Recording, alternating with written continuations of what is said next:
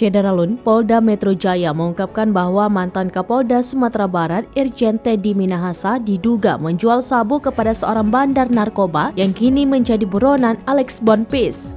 Diketahui Alex Bonpis merupakan buronan yang saat ini paling dicari dan merupakan penyuplai narkoba di kawasan Kampung Bahari, Jakarta Utara. Informasi ini disampaikan oleh Kasubdit 2 Direktorat Reserse Narkoba Polda Metro Jaya AKBP Andi Odang pada Selasa 17 Januari 2023. Andi mengatakan diduga Teddy dan Alex melakukan transaksi secara lisan. Selain itu pembayaran dilakukan secara tunai sehingga tidak ada bukti transaksi.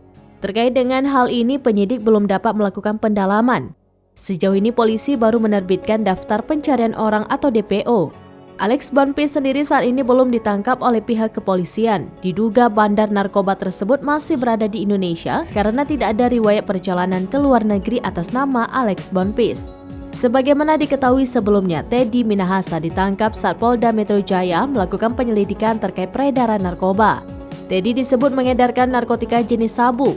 Ia diduga memerintahkan anak buahnya untuk mengambil 5 kg barang bukti sabu di Mapolres Bukit Tinggi. Total ada 11 tersangka termasuk Teddy dalam kasus ini. Saat ini para tersangka dan alat bukti sudah dilimpahkan ke Kejaksaan Tinggi DKI Jakarta untuk selanjutnya menjalani sidang.